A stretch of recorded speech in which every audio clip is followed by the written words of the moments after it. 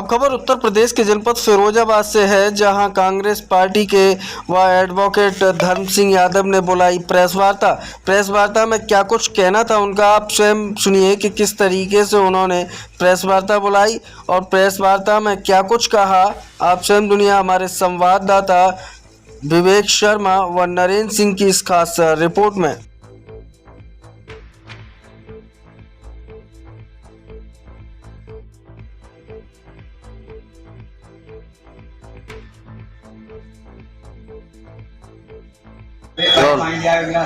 जी वकील साहब, किन मुद्दों को लेकर आज ये प्रेस वार्ता आपके द्वारा बुलाई गई? वर्ष 2000 से अरबों रुपए इस नगर निगम के विकास के लिए, नगर के लिए विकास के लिए आया। तब नगर पालिका था, अब नगर निगम है। 10 करोड़ रुपए तब आए थे जब इसकी सीवर लाइन पड़ी थी और गली के निर्माण के लिए आए थे, लेकिन गली एक भी नहीं बनी थी। उसकी जांच आज तक लटकी है, कहाँ है, कोई सवाल है। और उसी को लेकर के वित्तीय अधिकार भी सीज हुए थे भारतीय जनता पार्टी के नेता के। आज भी ठेकेदारों के ठेकेदार भारतीय जनता पार्टी के नेता हैं और उन्हीं के सारे ठेकेदार हैं। पहले ठेकेदारी पे जो 2017 में जो एस्टीमेट बनता था, तो उस एस्टीमेट का 20% लो पर ठेका उठता था, लेकिन आज 2023 के एस्टीमेट बने हैं, उस पर 5-6% पे ही लो पे उठ रहा है। क्या कारण है? 15% किसके खाते में गया? क्यों उसमें कम में उठ रहा है? इतने कम में उठ रहा है, अधिक कम क्यों नहीं किया जा रहा? ये सवाल ये है कि इस भ्रष्टाचार के माध्यम से इस नगर के लिए जो स्मार्ट सिटी के रूप में पैसा आया है, वो सिर्फ कुछ लोगों की जेब में जा रहा है, लूटा जा रहा है। किन लोगों की जेब में जा रहा है? जो जा रहे हैं भारतीय जनता पार्टी के करदार हैं, ठेकेदार हैं, ईमानदार हैं, लोकप्रिय है, बेईमान नहीं है, ईमानदार है तो और गरीब है, उनके खाते में जा रहा है। उनके भी मैनेज किए हुए अन्य सब ठेकेदार हैं जो इसका काम करते हैं। सबसे दुखद बात तो ये देखने को मिली, आज ही अखबार में पढ़ा हमने कि जलकल विभाग की जमीन में ठेकेदार आवास बना के रह रहा है। ये भी जानकारी हमारे पास कि यहाँ पर ट्यूबवेल ऑपरेटर का ठेका एक उसी के परिवार को है जो कभी कंप्यूटर ऑपरेटर था और अपनी पिता की बल्दियत बनाकर चेंज करके वहाँ ठेके लिए थे। इसमें मुकदमा भी लिखा गया है। आज तक उस ठेकेदार के खिलाफ कोई कार्रवाई नहीं हुई, वसूली नहीं हुई। यहाँ तक कि जो ठेकेदार के खिलाफ वसूली का सवाल आया और जो भारतीय जनता पार्टी के नेताओं के खिलाफ जो वसूली जारी हुई, ये सरकार बाबा जी डबल इंजन की सरकार ये कहती है हम ईमानदार हैं, जीरो टॉलरेंट है।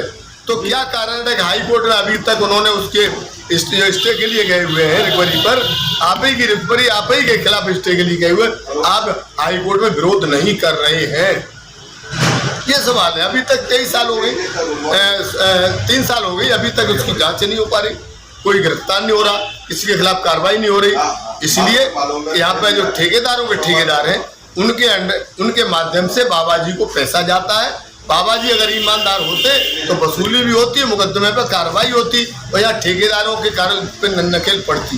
लेकिन सवाल यह है कि जिस तरह से लूट नगर निगम के पैसे की हो रही है, आप किसी भी गले में चले जाइए, गली में इसमें बताते हैं कि वो उसकी जो सड़कें पड़ी हैं वो आपके केवल गिट्टी दिखाई देगी और उस पर कोई सीमेंट या बालू दिखाई नहीं पड़ रही है। तो इससे ज़्यादा और क्या होगा?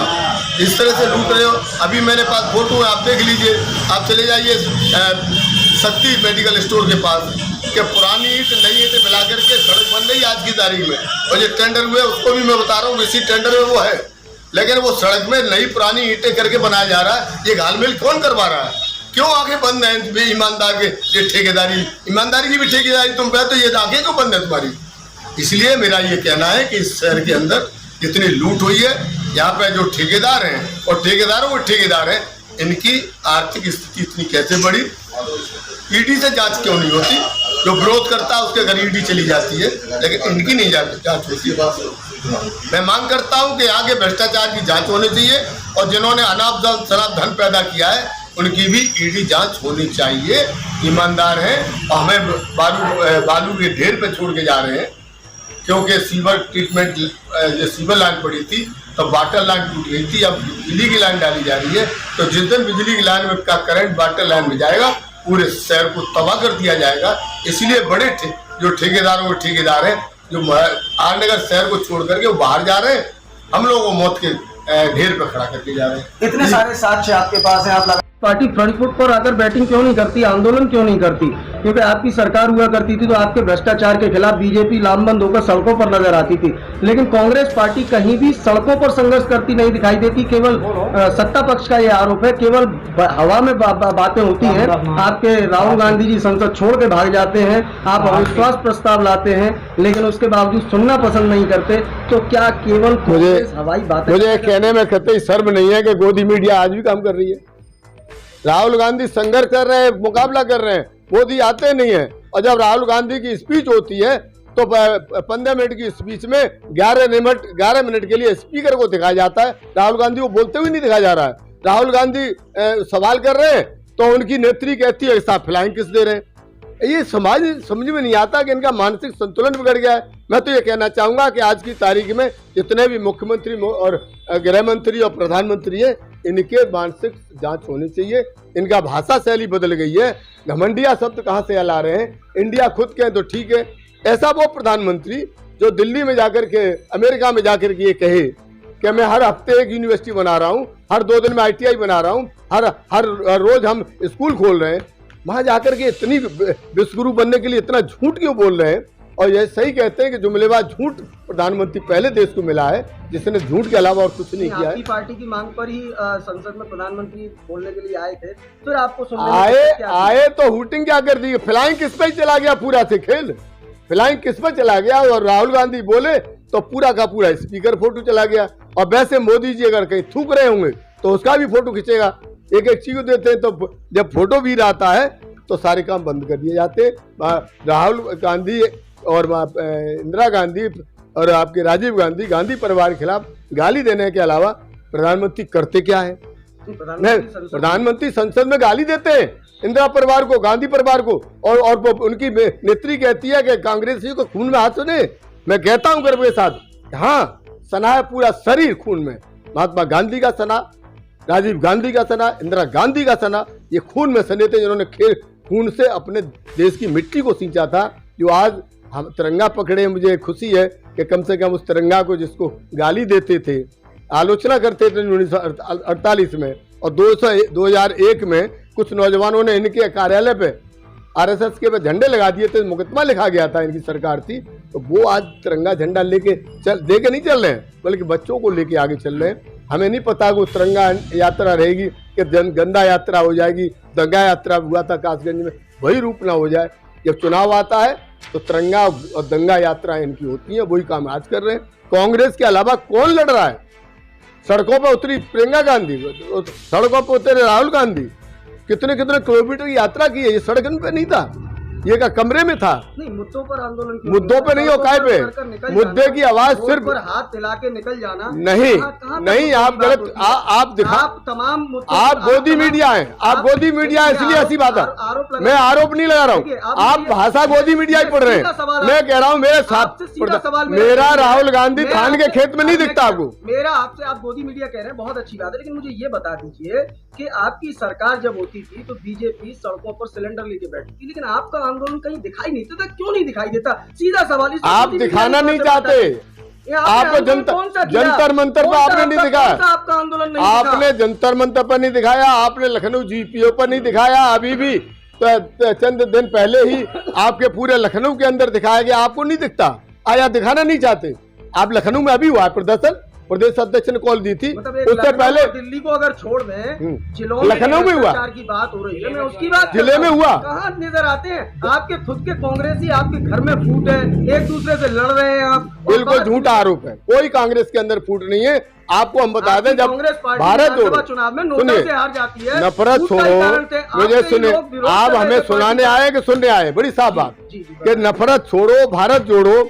आपके फिरोजाबाद में यात्रा निकली थी, आपने नहीं दिखाई, देखी नहीं क्या? मैं साहब, हमारे प्रदेश सचिव थे, जिला अध्यक्ष थे, महानगर अध्यक्ष थे, सब थे उसमें। भारत जोड़ो और नफरत छोड़ो। फिर पार्टी नोटा से क्यों हार गई? अब पार्टी नोटा से कैसे हार गई है तो आप भी देख रहे हैं। जब हमारे कुछ लोग यहाँ जाके, जो मैं उस पर कुछ नहीं कहना चाहता, आपके घर में ही थोड़ी सी कमी है। फूट नहीं, वोट बंटवारा हारा है, मोदी नहीं जीतते हैं, वोट का बंटवारा जीतता है। इसीलिए वोट बंटवारे को रोकने के लिए इंडिया, जिसे कहते हैं प्रधानमंत्री घमंडिया, ये अंतर है हमारे शब्दों में। और देश का प्रधानमंत्री पद पर बैठा हो घमंडिया शब्द बोले, इससे ज्यादा कोई हर की बात नहीं हो सकती। मैं तो ये कहूंगा कि मानसिक संतुलन बिगड़ा हुआ है, थोड़ी जांच भी करा ली जाए तो इसमें कोई बड़ी बात नहीं है। जी सर, क्या नाम है आपका और आज प्रेस वार्ता रखी किस संदर्भ में रखी है? मेरा नाम रामदास मानव है। आज की जो प्रेस वार्ता है उसका मेनू आपको वकील साहब ने बता दिया। मैं आपको ये बताना चाहता हूँ कि हमारे शहर में स्मार्ट रोड के नाम से एक रोड का निर्माण कार्य चल रहा है। इसमें नगर निगम के सामने आप इस रोड की चौड़ाई को नाप लें और विमला टावर के सामने इसकी चौड़ाई को नाप लें तो आपको लगेगा कि ये स्मार्ट रोड कैसे हो सकता है। दूसरी स्थिति ये है कि स्टेशन रोड की तरफ जाएंगे तो जब इसकी डीपीआर तैयार की गई या कार्य योजना बनाई गई तो इस रोड की चौड़ाई उस समय क्या थी और आज जो कंस्ट्रक्शन हो रहा है इसकी चौड़ाई कितनी है, जो वर्तमान सड़क पर भी दोनों साइड में नाले और साइड की पटरियां निर्माण करने के बाद वो सड़क हमारे लिए कितनी बचेगी और इस पर हैवी ट्रैफिक चलता है तो क्या स्मार्ट रोड बनने के बाद स्टेशन रोड पर किसी प्रकार का जाम नहीं लगेगा? या कहीं ऐसा तो नहीं है कि अभी इस सरकारी धन को केवल इसमें खपाकर इसको बर्बाद किया जाएगा और कमीशन हड़प लिया जाएगा और इसके बाद नए सिरे से इन नालों को तुड़वाकर नए सिरे से दोबारा साइड का चौड़ीकरण किया जाएगा और एक नई डीपीआर तैयार की जाएगी। तो मेरा निवेदन है कि जब स्मार्ट रोड बन रही है तो सही तरीके से कायदे से एक बार भी बने और सरकारी धन का दुरुपयोग जो जनता का धन है इसकी बर्बादी नहीं होनी चाहिए।